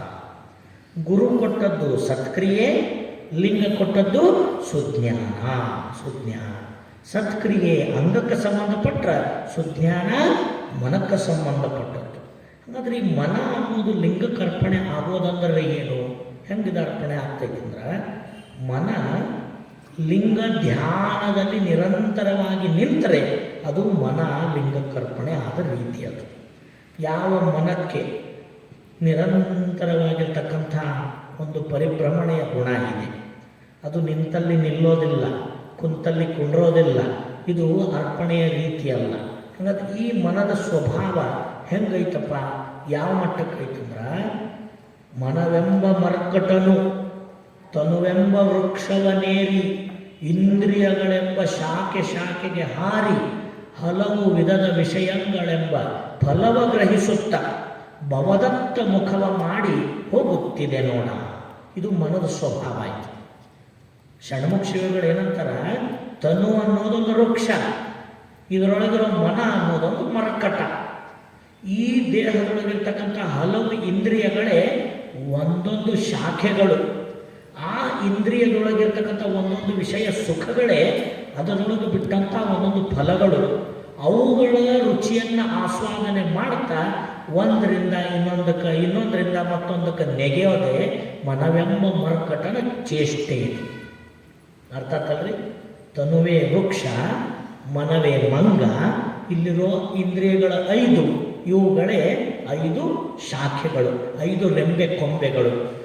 ಅದರೊಳಗಿರ್ತಕ್ಕಂಥವು ಫಲಗಳು ಯಾವುವು ಅಂದ್ರೆ ಶಬ್ದ, ಸ್ಪರ್ಶ, ರೂಪ, ರಸ, ಗಂಧ. ಈ 5 ವಿಷಯಗಳಲ್ಲಿ ಪೂರ್ಣ ಮಗ್ನವಾಗಿರೋದು ಯಾವುದು ಅಂದ್ರೆ ಮನಸ್ಸು. ಇದರ ಪರಿಣಾಮ ಏನಾಗತೈತಿ? ಭವದತ್ತ ಮುಖ ಮಾಡಿ ಹೋಗಕತ್ತೈತದು. ಹೀಗೆ ಭವದತ್ತ ಅಜ್ಞಾನ ವೃತ್ತಿಯತ್ತ ಮುಖ ಮಾಡಿ ಹೋಗ್ತಕ್ಕಂಥ ಮನಸ್ಸನ್ನು ಶಿವಯೋಗಿಗಳೇನಂತಾರ, ನಿಮ್ಮ ನೆನಹೆಂಬ ಪಾಶದಲ್ಲಿ ಕಟ್ಟಿ ಎನ್ನನ್ನುಳುಹಿಕೊಳ್ಳ ಅಖಂಡೇಶ್ವರ. ಇದೇ ಮನಲಿಂಗ ಕರ್ಪಣೆ ಮಾಡೋ ರೀತಿ. ಯಾವ ದೇಹದೊಳಗಿರುವ ಪಂಚ ಜ್ಞಾನೇಂದ್ರಿಯ ಕರ್ಮೇಂದ್ರಿಯಗಳ ವಿಷಯದಲ್ಲಿ ಸಂಚರಿಸಿ ಯಾವತ್ತೂ ಅತೃಪ್ತ ಸ್ಥಿತಿಯೊಳಗಿರ್ತಕ್ಕಂಥ ಮನಸ್ಸಿಗೆ ಪರಮಾತ್ಮನೇ ನಿನ್ನ ನಾಮಸ್ಮರಣೆ ಎಂಬ ನೆನಹೆಂಬ ಪಾಶದಲ್ಲಿ ಕಟ್ಟಿ ಅದರಲ್ಲಿ ಸ್ಥಿರಗೊಳಿಸಿ ನೆಲೆಗೊಳಿಸೋದೈತಲ್ಲ, ಅದುವೇ ಮನವನ್ನು ಲಿಂಗಕ್ಕರ್ಪಣೆ ಮಾಡುವಂಥ ರೀತಿ. ಅದು ಈ ಮನಸ್ಸಿನ ನಿರಂತರವಾಗಿರ್ತಕ್ಕಂಥ ಪರಿಭ್ರಮಣೆಗೆ ಕಾರಣ ಏನು ಅಂದರೆ, ಮನಸ್ಸು ಸುಖವನ್ನು ಹುಡುಕಾಕತ್ತೈತಿ, ಸುಖದ ಶೋಧನೆ ಮಾಡಾಕತ್ತೈತಿ. ಹೆಂಗೆ ಶೋಧನೆ ಮಾಡಾಕತ್ತೈತಿ? ಇಲ್ಲಿ ಸಿಗತೈತನಂತ ಹೋಗ್ತೈತಿ, ಹೊಳ್ಳಿ ಬರ್ತೈತಿ, ಮತ್ತೊಂದು ಕಡೆಗೆ ಹೋಗ್ತೈತಿ, ಮತ್ತೆ ಹೊಳ್ಳಿ ಬರ್ತೈತಿ. ಅದು ಎಲ್ಲಿ ಹೊಂಟೈತಿ?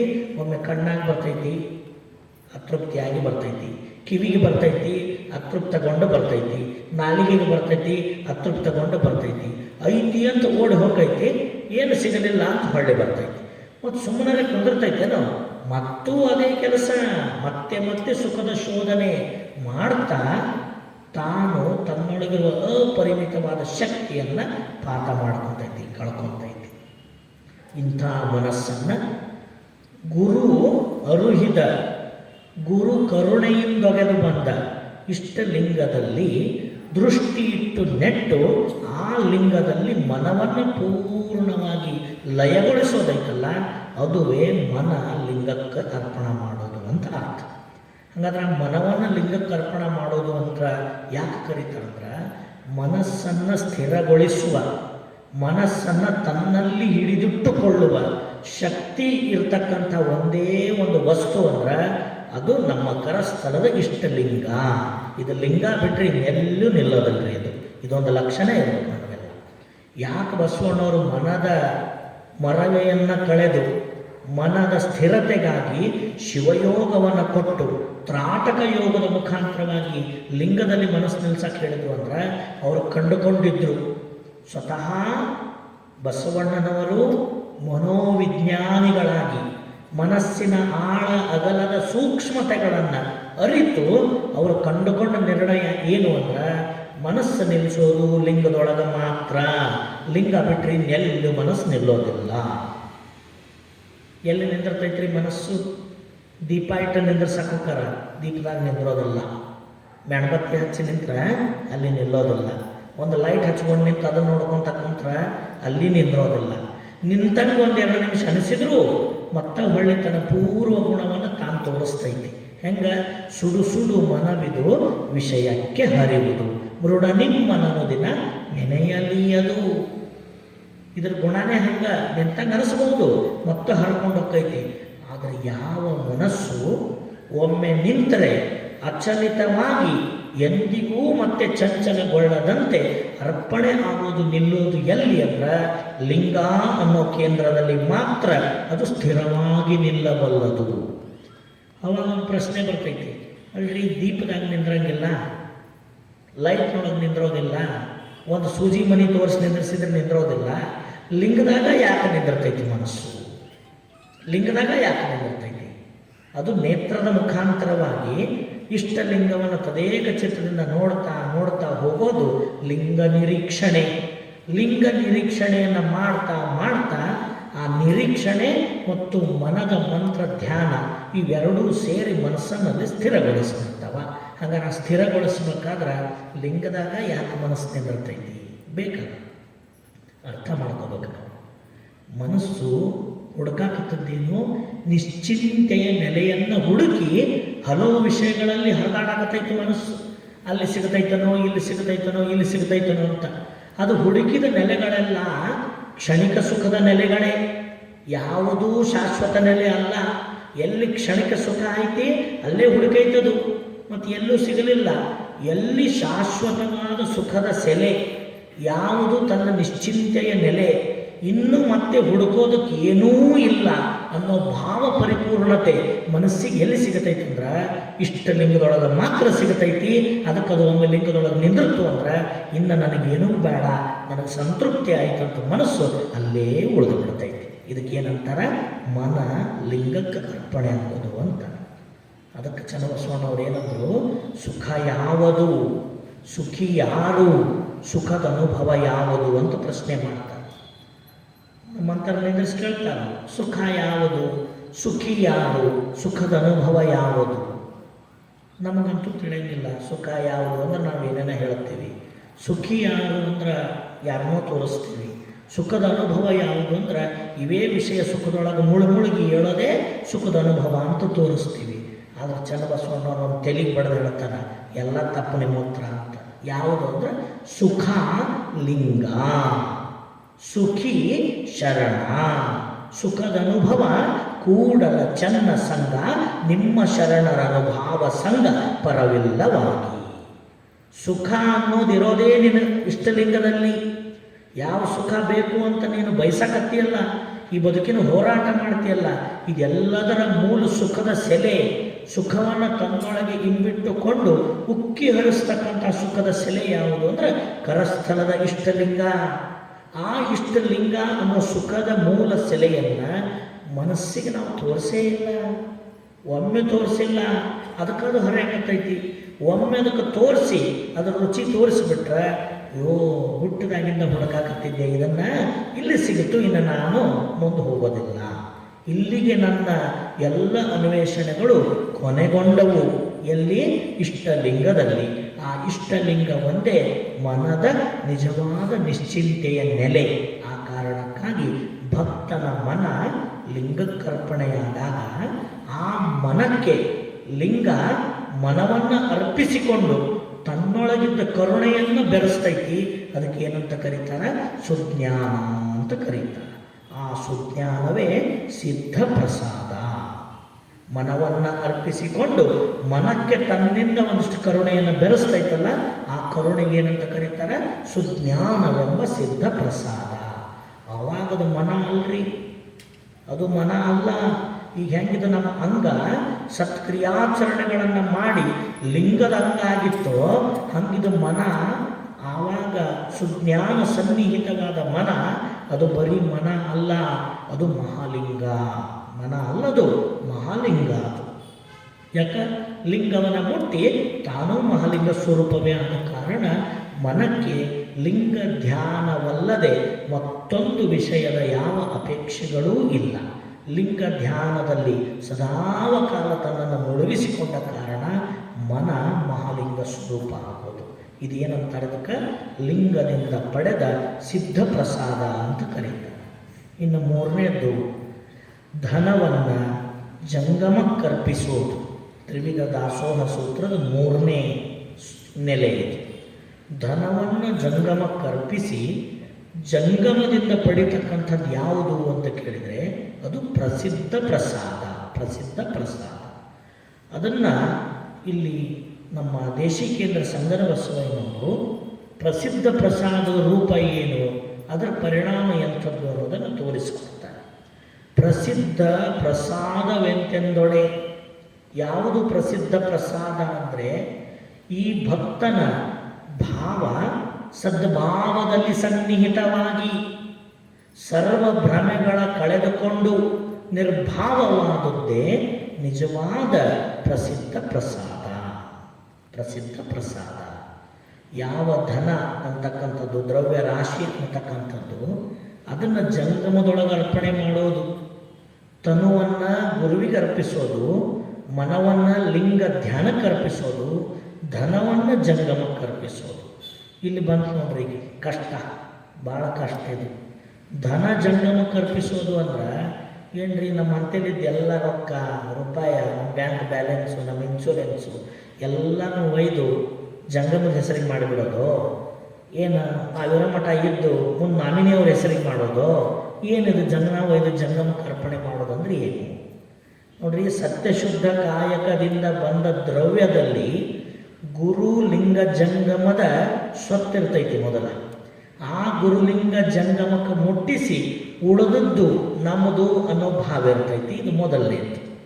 ಎರಡನೇದ್ದು, ನಮ್ಮಲ್ಲೇ ಇರತಕ್ಕಂಥ ಧನ, ಕನಕ, ದ್ರವ್ಯ ರಾಶಿ ಇದೆಲ್ಲದರ ಮೇಲೆ ನಾನು ಗಳಿಸಿದ್ದು ಇದು ನಂದು ಅನ್ನೋ ಅಹಂ ಮತ್ತು ಮಮ ಭಾವ ಐತಲ್ಲ, ಅದನ್ನು ಕಳ್ಕೊಂಡು ಇದು ಇದ್ದರೆ ನನ್ನ ಮನೆಯಾಗಿದ್ದರೂ ಪರಮಾತ್ಮ ಇದು ನಿಂದು, ಇದು ನಂದಲ್ಲ ಅನ್ನೋ ಖಚಿತತೆಯನ್ನು ಯಾರು ಗಟ್ಟಿಗೊಳಿಸ್ಕೊಂಡಿರ್ತಾರ ಅವರು ಧನ ಜಂಗಮ ಕರ್ಪಣೆ ಮಾಡ್ದಂಗ. ಅದ್ರ ಮ್ಯಾಗ ನಂದು ಅನ್ನೋ ಭಾವ ಕಳ್ಕೊಳ್ಳೋದು. ಆ ಭಾವ ನಂದು ಅಂತ ಇತ್ತು ಅಂದ್ರೆ ಅದು ದಾಸೋಹಕ್ಕೆಂದು ಯೋಗ್ಯ ಆಗೋದಿಲ್ಲ, ಕೊಡಾಕ ಮನಸ್ಸು ಬರೋದಿಲ್ಲ, ಕೈ ಎತ್ತಕ್ಕ ಮನಸ್ಸು ಬರೋದಿಲ್ಲ. ಯಾಕೆ ನಂದ್ರಿ, ಅದು ನಂದು ನಂದು ಅಂತಿರ್ತೈತಿ. ಇದು ಇರೋದೆಲ್ಲ ಪರಮಾತ್ಮನೇ ನಿಂದು.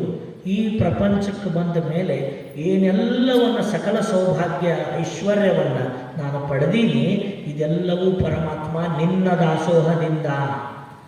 ನೀನು ನನಗೆ ಕರುಣಿಸಿಯ, ಒಂದಿಷ್ಟು ನನ್ನ ಕಡೆ ಇಟ್ಟಿಯ, ಇದನ್ನು ಕಾಯಕನಾದಿನಿ ಹೊರತು ನಾನು ಇದರ ಮಾಲಕಲ್ಲ.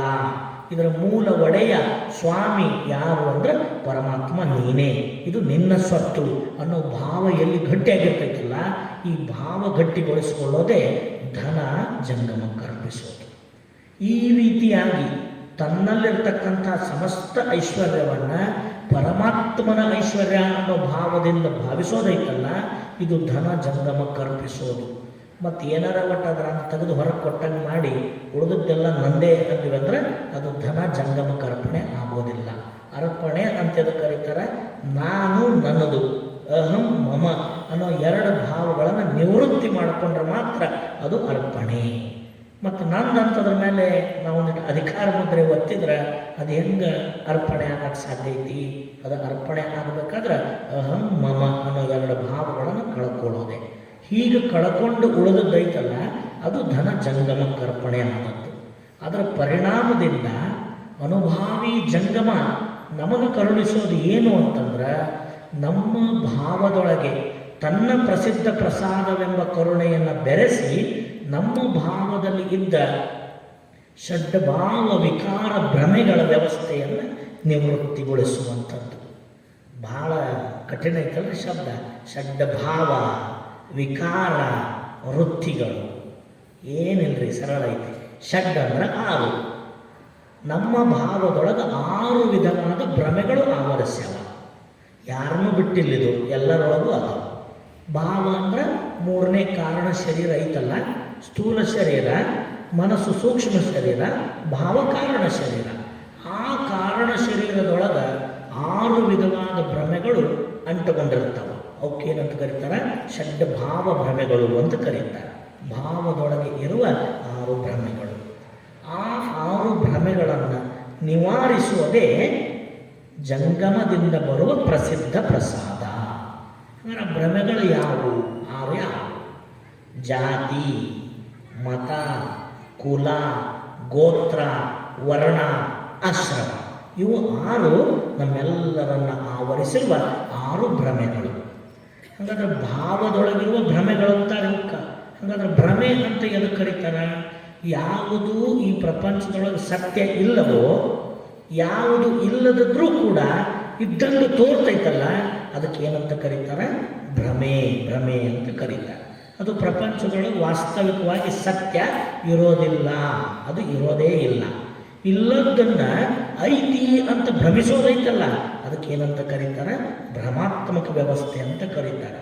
ಇದನ್ನು ಮನೋವಿಜ್ಞಾನಿಗಳಿಗೆ ಕೇಳಿದರೆ ಭ್ರಮೆ ಅನ್ನೋದು ಮನಸ್ಸಿಗೆ ಅಂಟಿದ ಒಂದು ರೋಗ, ಅದೊಂದು ಸೈಕಾಟಿಕ್ ಡಿಸಾರ್ಡರ್. ಅದು ಯಾವುದು? ಭ್ರಮೆ. ಕೆಲವರು ಭ್ರಮಾತ್ಮಕವಾಗಿ ವರ್ತಿಸ್ತಿರ್ತಾರೆ. ಹೆಂಗಂದ್ರೆ ಮನ್ಯಾಗ ಯಾರು ಇರಂಗಿಲ್ಲ, ಹಿತ್ತಲ್ದಾಗ ಹೋಗಿ ಬಂದರು ಅಂದ್ರೆ ಕತ್ತಲ್ದಾಗ ಏನಂತಾರೆ? ಯಾರೋ ನಿಂತಂಗೆ ಐತಲ್ಲೇ, ಅಲ್ಲಿ ಯಾರೋ ನಿಂತಂಗೆ ಐತಿ, ಯಾರೋ ನನ್ನ ಕರ್ದಂಗೆ ಹಾಕೈತಿ, ಹಿಂಗೆಲ್ಲ ವಿಚಾರ ಮಾಡ್ತಾರೆ ನೋಡ್ರಿ. ಅದು ಒಮ್ಮೆ 2 ಸಲ ಚಂದ, ದಿನ ಇದನ್ನೇ ಮಾಡಿದ್ರೆ ವೈದ್ಯರ ಕಡೆ ಕರ್ಕೊಂಡು ಹೋಗ್ಯವಲ್ಲ, ಅವಾಗ ಅವ್ರದ್ದು ಡಿಸಾರ್ಡರ್ ಏನು ಅಂದರೆ ಭ್ರಮೆಗೆ ಒಳಗಾಕಿರ್ತಾರೆ.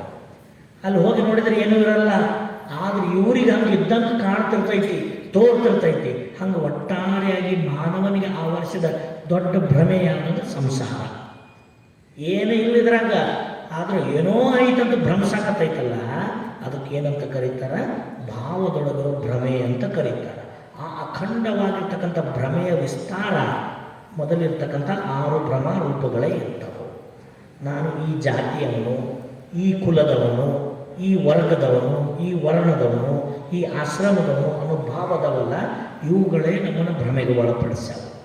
ಹಾಗಾದ್ರೆ ಇದು ಯಾಕೆ ಭ್ರಮೆ ಅಂತ ಕರೀತಾರಂದ್ರೆ, ಸತ್ಯ ಏನು, ಭ್ರಮೆ ಏನು ಅರ್ಥ ಮಾಡ್ಕೋಬೇಕು. ನೀನು ಯಾರು ಅಂತ ಪ್ರಶ್ನೆ ಮಾಡಿದ್ರೆ ಮೊದಲಿಗೆ ನಾವೇನು ಹೇಳ್ತೀವಿ? ನನ್ನ ಹೆಸರಿದು, ನಮ್ಮ ಅಪ್ಪನ ಹೆಸರಿಂಗ, ನಮ್ಮ ಅಡ್ಡ ಹೆಸರಿಂಗ, ನಮ್ಮ ಜಾತಿದು, ನಮ್ಮ ಕುಲ ಇದು, ಹೌದಲ್ಲ, ಹೇಳ್ತೇವಿಲ್ರಿ. ಆದರೆ ಇದು ಸತ್ಯ ಅಲ್ಲ, ಇದು ಭ್ರಮೆನೇ ಇದು. ಯಾವುದನ್ನು ನಾವು ಹೇಳಕತ್ತೀವಲ್ಲ, ಇದೆಲ್ಲ ಭ್ರಮೆನೇ ಇದು. ಇದು ಯಾಕೆ ಹಿಂಗೆ ಹೇಳಕತ್ತೀವಿ ಅಂದ್ರೆ, ನಮ್ಮ ಭಾವದೊಳಗಿದ್ದ ಭ್ರಮೆಗಳು ಹಿಂಗೆ ಹೇಳಿಸ್ತಿರ್ತಾವೆ, ನಮ್ಮ ಕಡೆಯಿಂದ ಹೇಳಿಸ್ತಿರ್ತಾವೆ. ಹಾಗಾಗಿ ನೀನು ಯಾರು ಅಂತ ಕೇಳಿದ್ರೆ ಸತ್ಯ ಯಾವುದು? ಭ್ರಮೆಗಳನ್ನು ಕಳೆದುಕೊಂಡ ಸತ್ಯ ಯಾವುದು? ಹಾಗಾದ್ರೆ ನೀನು ಯಾರು ಅಂತ ಕೇಳಿದ್ರೆ ಸತ್ಯ ಅರಿತಂಥವ, ಭ್ರಮೆಗಳನ್ನು ಕಳೆದವ ಕೊಡೋ ಉತ್ತರ ಏನು ಅಂದ್ರೆ, ನಾನು ಕೇವಲ ಸಚ್ಚಿದಾನಂದ ನಿತ್ಯ ಪರಿಪೂರ್ಣ ಪರವಸ್ತು ಅಷ್ಟೇ ನಾನು. ಇದೇ ಸತ್ಯ, ಇದೇ ಸತ್ಯ. ಹೆಣ್ಣ ನಾನು, ಗಂಡ ನಾನು, ಶ್ರೀಮಂತ ನಾನು, ಬಡವ ನಾನು ಎಲ್ಲ ಸುಳ್ಳ್ರಿ. ಇದು ಬರೀ ಭ್ರಮೆ. ಇದು ತೋರ್ತೈತಿ ಹಿಂಗ ನಾನಂತ. ಆದರೆ ವಾಸ್ತವಿಕ ಸತ್ಯ ಯಾವುದು? ಕೇವಲ ಸಚ್ಚಿದಾನಂದ ನಿತ್ಯ ಪರಿಪೂರ್ಣ ಸ್ವರೂಪವೇ ನಾನು ಅನ್ನೋದೇ ವಾಸ್ತವ. ಇಂಥ ನಾನು ಯಾರು ಅನ್ನೋದನ್ನು ಮರೆಸಿ ಯಾವುದು ನಾನು ಅಲ್ಲವೋ ಅದನ್ನು ನಾನಂತ ನನಗೆ ಯಾವುದು ಆರೋಪಿಸ್ತೈತಲ್ಲ, ಅದಕ್ಕೆ ಭ್ರಮೆ ಅಂತ ಕರೀತಾರೆ. ಹಾಗಾದ್ರೆ ಈ ಭ್ರಮೆಗಳು ಎಲ್ಲಿದಾವು ಅಂದ್ರೆ ನಮ್ಮ ಭಾವದೊಳಗದಾವು. ತನುವಿನೊಳಗ ಮನದೊಳಗಿಲ್ಲ, ಭಾವದೊಳಗದಾವು. ಕಾರಣ ಶರೀರದೊಳಗದಾವು. ಆ ಕಾರಣ ಶರೀರದೊಳಗಿರ್ತಕ್ಕಂಥ ಭ್ರಮೆಗಳನ್ನು ಯಾವುದು ನಿವಾರಣೆ ಮಾಡಿ ನಮ್ಮನ್ನು ಭ್ರಮೆ ಮತ್ತು ಭ್ರಾಂತಿ ರಹಿತರನ್ನಾಗಿ ಮಾಡ್ತೈತಂದ್ರೆ, ಜಂಗಮದಿಂದ ಪಡೆಯುವ ಪ್ರಸಿದ್ಧ ಪ್ರಸಾದವೇ ಈ ಭಕ್ತನ ಭಾವದೊಳಗೆ ನೆಲೆಸಿರುವ ಷಡ್ಭಾವ ಭ್ರಮೆಗಳನ್ನು ನಿವಾರಣೆ ಮಾಡ್ತೈತಿ. ಹಾಗಾಗಿ ಇದಕ್ಕೆ ಏನಂತ ಕರೀತಾರೆ? ಗುರುವಿನಿಂದ ಪಡೆದ ಶುದ್ಧ ಪ್ರಸಾದ, ತನುವಿಗೆ ಸಂಬಂಧಪಟ್ಟ ಸತ್ಕ್ರಿಯಾಚರಣೆಗಳು. ಲಿಂಗದಿಂದ ಪಡೆದ ಸಿದ್ಧ ಪ್ರಸಾದ, ಮನಕ್ಕೆ ಬಂದಿರತಕ್ಕಂಥ ಜ್ಞಾನ, ಸುಜ್ಞಾನ. ಜಂಗಮದಿಂದ ಪಡೆದ ಪ್ರಸಿದ್ಧ ಪ್ರಸಾದ ಅಂದರೆ ನಮ್ಮ ಭಾವಕ್ಕೆ ದೊರಕಿರ್ತಕ್ಕಂಥ ಜಂಗಮದ ಪ್ರಸಾದ, ಅದುವೇ ಸದ್ಭಾವ. ಈ 3 ವಿಧವಾಗಿರ್ತಕ್ಕಂಥ ಪ್ರಸಾದ ರೂಪಗಳನ್ನು ತನ್ನಂಗ ಮನ ಭಾವದೊಳಗೆ ಪಡೆದುಕೊಳ್ಳೋದೇ ತ್ರಿವಿಧ ದಾಸೋಹದಿಂದ ಪಡೆದ ಪ್ರಸಾದ ರೂಪಗಳು. ಇವು ಯಾವುದರಿಂದ ಸಿಕ್ಕುವು ಅಂದರೆ, ತನು ಗುರುವಿಗೆ ಕೊಟ್ಟಾಗ ಗುರು ನಮ್ಮ ತನುವನ್ನು ಅರ್ಪಿಸಿಕೊಂಡು ಈ ತನುವಿನೊಳಗೆ ತನ್ನ ಶುದ್ಧ ಪ್ರಸಾದವನ್ನು ಬೆರೆಸಿದ. ಆವಾಗ ಈ ತನು ಏನಾಯಿತು? ಲಿಂಗದ ತನುವಾಯಿತು. ಮನವನ್ನು ಲಿಂಗ ಧ್ಯಾನಕ್ಕೆ ಅರ್ಪಿಸಿದಾಗ ಲಿಂಗ ತನ್ನ ಸಿದ್ಧ ಪ್ರಸಾದವೆಂಬ ಸುಜ್ಞಾನವನ್ನು ಮನದೊಳಗೆ ಬೆರೆಸಿ ನಮಗೆ ಕೊಟ್ಟ. ಆವಾಗ ಮನ ಮಹಾಲಿಂಗವಾಯಿತು. ನಮ್ಮ ಭಾವವನ್ನು, ಧನವನ್ನು ಜಂಗಮ ರೂಪಕ್ಕೆ ಅರ್ಪಿಸಿದಾಗ ಆ ಭಾವದೊಳಗಿದ್ದ ಎಲ್ಲ ಭ್ರಮೆಗಳನ್ನು ಕಳೆದು ಸದ್ಭಾವ ಪ್ರಸಾದವನ್ನು, ಪ್ರಸಿದ್ಧ ಪ್ರಸಾದವನ್ನು ಬೆರೆಸಿದ. ಅದರ ಪರಿಣಾಮ ಭಾವ ನಿರ್ಭಾವವಾಯಿತು, ಭ್ರಮಾರಹಿತವಾಯಿತು. ಹೀಗೆ ಅಂಗ, ಮನ, ಭಾವಗಳನ್ನು ಪೂರ್ಣ ಶುದ್ಧಗೊಳಿಸಿ ಅಂಗವನ್ನು ಇಷ್ಟಲಿಂಗ ರೂಪವಾಗಿ, ಮನವನ್ನು ಪ್ರಾಣಲಿಂಗ ರೂಪವಾಗಿ, ಭಾವವನ್ನು ಭಾವಲಿಂಗ ರೂಪವಾಗಿ ಪರಿಣಮಿಸೋದೇ ಶುದ್ಧ ಪ್ರಸಾದ, ಸಿದ್ಧ ಪ್ರಸಾದ ಮತ್ತು ಪ್ರಸಿದ್ಧ ಪ್ರಸಾದ ಅನ್ನುವ ಪ್ರಸಾದ ತ್ರಯಗಳು. ಈ ಪ್ರಸಾದ ತತ್ವಗಳು ಸಂಬಂಧಿಸಿ ಅಂಗ, ಮನ, ಭಾವದೊಳಗೆ ಪೂರ್ಣ ಪ್ರಸಾದ ರೂಪವನ್ನು ಅಳವಡಿಸಿಕೊಂಡ ಶರಣನ ನೆಲೆ, ಶರಣನ ವ್ಯಕ್ತಿತ್ವ ಹೆಂಗಿರ್ತೈತಿ, ಅವ ಈ ದೇಹದೊಳಗೆ ಹೆಂಗೆ ಚರಿಸ್ತಾನ ಅಂತ ಕೇಳಿದ್ರೆ ಅದನ್ನು ಷಣ್ಮುಖ ಶಿವಯೋಗಿಗಳು ಭಾಳ ಚಂದ ಹೇಳ್ತಾರೆ. ದೇಹವೆಂಬ ಅರಮನೆಯೊಳಗೆ, ಮನವೆಂಬ ಪೀಠದ ಮೇಲೆ ಮಹಾಲಿಂಗವೆಂಬ ಅರಸು ಕೊಳ್ಳಿತ್ತು.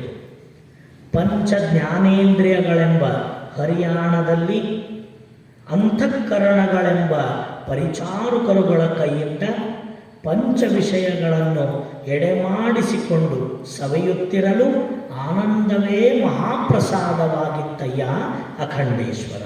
ಅಖಂಡೇಶ್ವರ ಯಾವ ಈ ದೇಹ ಶುದ್ಧ ಸಿದ್ಧ ಪ್ರಸಿದ್ಧವೆಂಬ ಪ್ರಸಾದಕ್ಕೆ ಒಳಗಾಗುವ ಮೊದಲು ತನ್ನ ಭೋಗ, ತನ್ನ ಮಡದಿ ಮಕ್ಕಳ ಸುಖ ಅಂತ ಬಯಸ್ತಿತ್ತಲ್ಲ, ಅದು ಶುದ್ಧ ಸಿದ್ಧ ಪ್ರಸಿದ್ಧ ಪ್ರಸಾದಕ್ಕೆ ಒಳಗಾದಾಗ ಈ ದೇಹ ಯಾವಾಯ್ತ್ರಪ್ಪ? ದೇಹವೆಂಬ ಅರಮನೆಯೊಳಗೆ ಮಹಾಲಿಂಗನೇ ಅರಸಾಗಿಬಿಟ್ಟ. ಇಲ್ಲಿ ತನಕ ಇದಕ್ಕೆ ನಾವ ರಾಜ ಆಗಿವಿ. ಇದಕ್ಕೆ ನಮ್ಮ ರಾಜ ಯಾರು? ನಾವೇ. ಏನಂತೀವಿ ನಾವು? ಈ ದೇಹದಿಂದ ನೋಡೋ ಕ್ರಿಯಾದಿಗಳಿಗೆ ನಾನೇ ಅಂತೀವಿ. ಆದರೆ ಪ್ರಸಾದ ಭಾವ ಅಳವಟ್ಟಾಗ ಈ ದೇಹ ನಂದಲ್ಲಪ್ಪ, ಪರಮಾತ್ಮನೇ, ನಿನ್ನ ಅರಮನೆ. ಇದು ಯಾರ ಅರಮನೆ? ಇದು ನಿನ್ನ ಅರಮನೆ. ಈ ಅರಮನೆ ಒಳಗೆ ಇರತಕ್ಕಂಥ ಅರಸು ಯಾರು ಅಂದ್ರೆ ಮಹಾಲಿಂಗವೇ, ಪರಮಾತ್ಮನೇ, ನೀನೇ ಇದರೊಳಗಿರುವಂಥ ಅರಸು. ನೀ ಎದರ ಮೇಲೆ ಕುಂತೀಯ?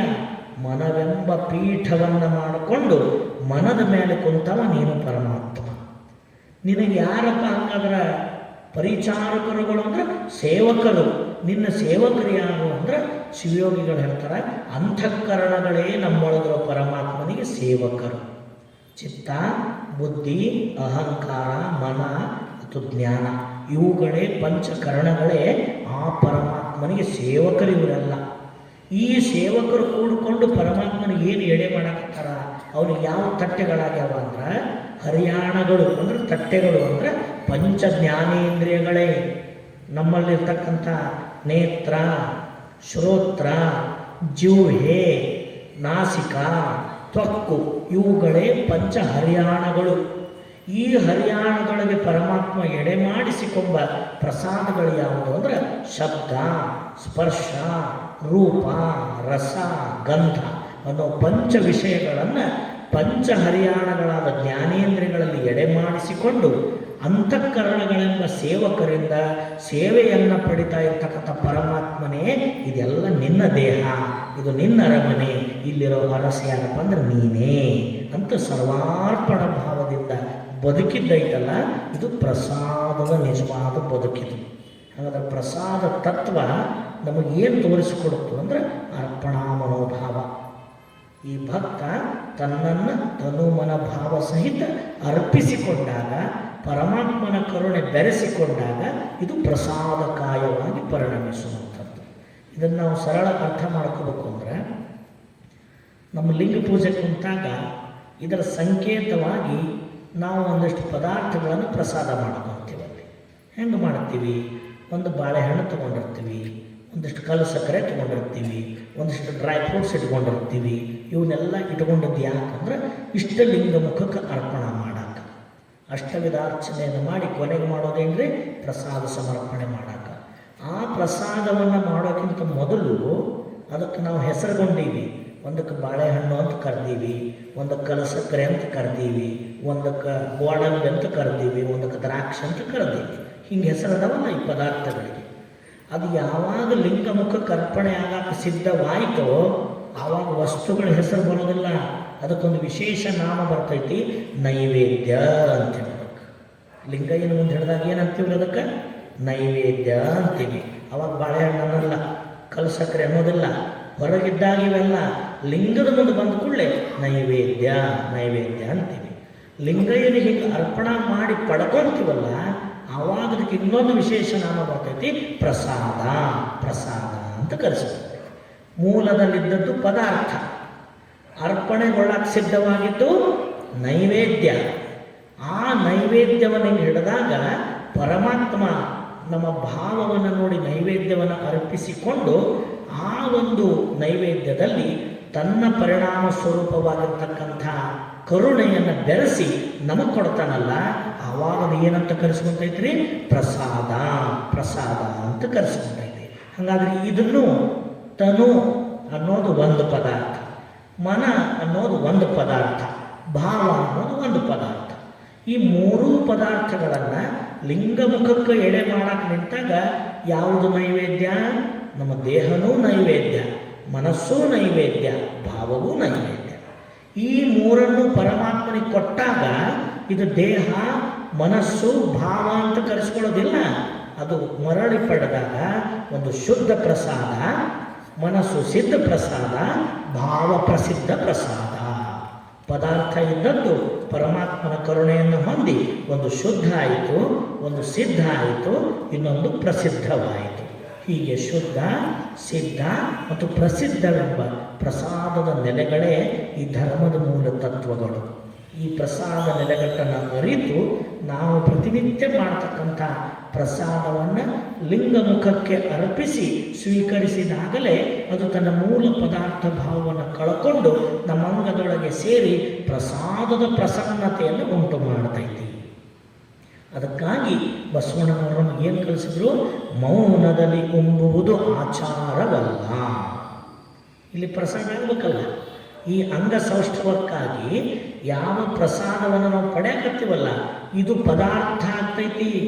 ಲಿಂಗದ ನೆನಹಿಲ್ಲದೆ ಸ್ವೀಕರಿಸಿದ್ದು ಪದಾರ್ಥ. ಅದು ಪ್ರಸಾದದ ಪರಿಣಾಮ ಕೊಡದು.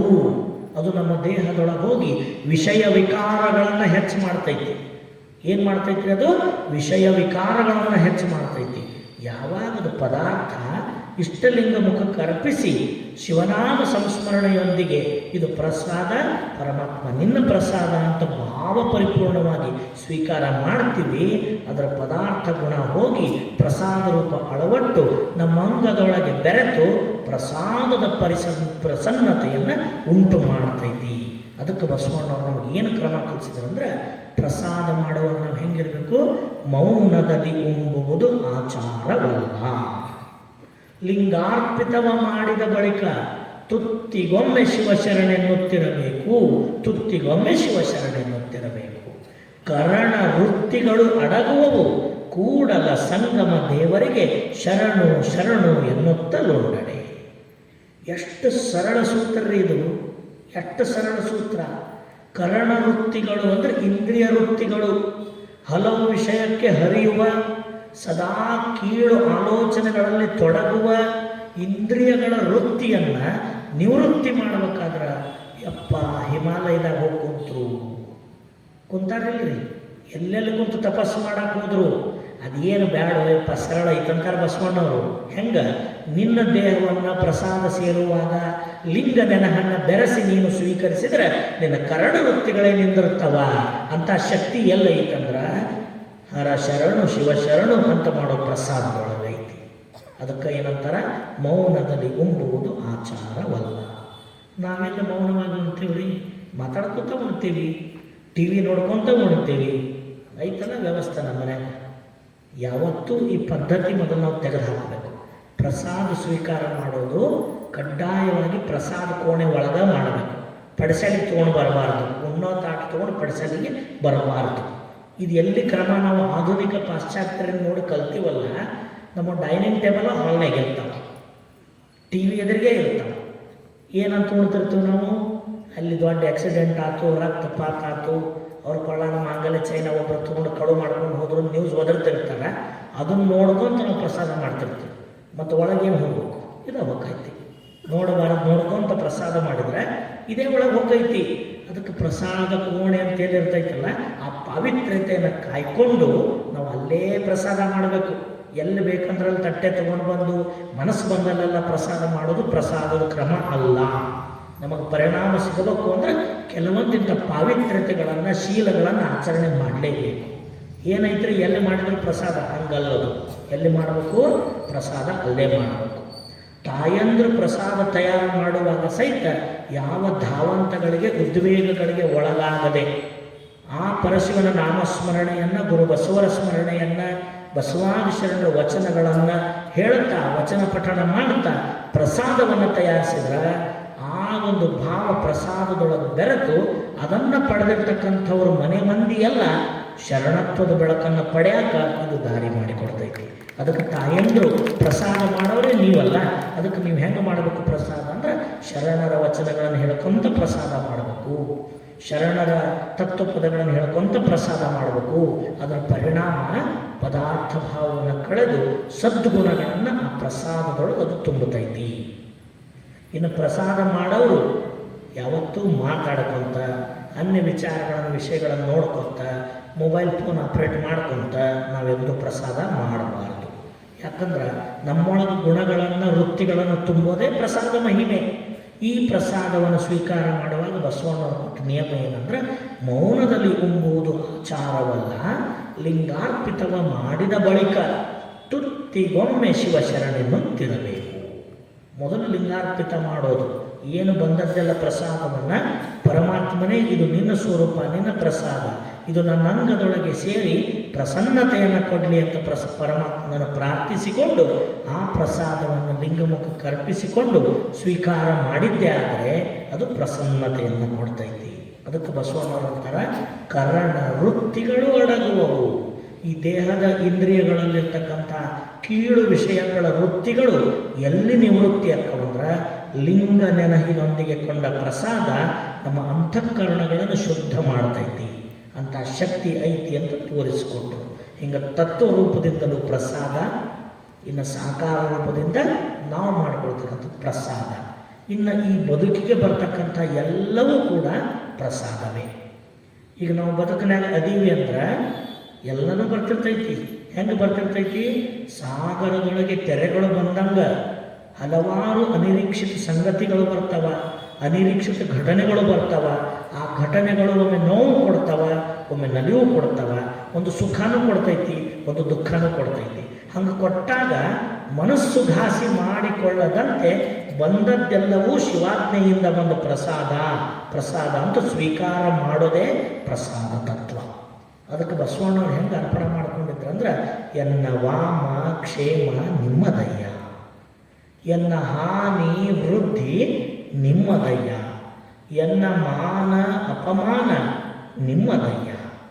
ಇವು ಏನು ತತ್ವಗಳದಾವಲ್ಲ, ವಾಮಕ್ಷೇಮ, ಹಾನಿ ವೃದ್ಧಿ, ಮಾನ ಅಪಮಾನ ಎಲ್ಲರ ಬದುಕಿಗೂ ಬರುವೆವು.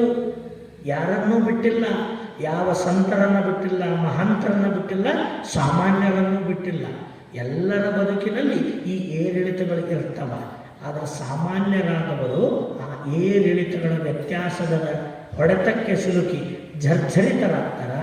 ಆದರೆ ಮಹಾಂತರು, ಸಂತರು, ಶರಣಶ್ರೇಷ್ಠರು ಬಂದದ್ದೆಲ್ಲವನ್ನು ಲಿಂಗಮುಖಕ್ಕೆ ಪರಮಾತ್ಮನಿಗೆ ಅರ್ಪಿಸಿ ತಾವು ಮಾತ್ರ ಮುಕ್ತರಾಗಿ ಉಳಿತಾರೆ.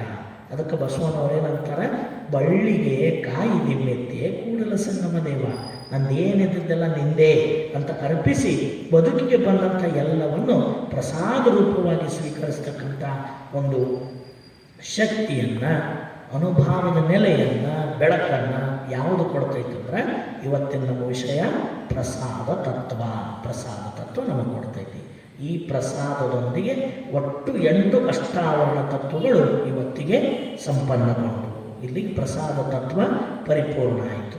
ನಾಳೆ ದಿವಸ ನಾವೆಲ್ಲ ಸೇರಿಕೊಂಡು ಪಂಚ ಆಚಾರಗಳು, ಆ ಆಚಾರಗಳಿಗೆ ಪೂರ್ವಭಾವಿಯಾಗಿ ಜ್ಞಾನ ಕ್ರಿಯೆಗಳ ಸಂಬಂಧ ಏನು, ಪಂಚ ಆಚಾರಗಳದವಲ್ಲ, ಆಚಾರ ಅಂದರೆ ಏನು, ಕ್ರಿಯೆ ಸ್ವರೂಪ ಏನು, ಜ್ಞಾನದ ಸಂಬಂಧ ಏನು ಅನ್ನೋದನ್ನು ತಿಳ್ಕೊಂಡು ಅದರ ನೆಕ್ಸ್ಟ್ ಡೇದಿಂದ ನಾವೆಲ್ಲ ಲಿಂಗಾಚಾರ, ಸದಾಚಾರ, ಶಿವಾಚಾರ, ಗಣಾಚಾರ ಮತ್ತು ವೃತ್ಯಾಚಾರ ತತ್ವಗಳನ್ನು ಎಲ್ಲರೂ ಸೇರಿ ಚಿಂತನೆ ಮಾಡೋಣ ಅಂತ ಹೇಳ್ತಾ ಈ ನುಡಿ ಸೇವೆಯನ್ನು ಅಪ್ಪ ಬಸವಣ್ಣನವರು ಶ್ರೀಪಾದಕ್ಕೆ ಸಮರ್ಪಿಸಿ ಮತ್ತೊಮ್ಮೆ ತಮ್ಮೆಲ್ಲರಿಗೆ ಭಕ್ತಿಯ ಶರಣಾರ್ಥಿ.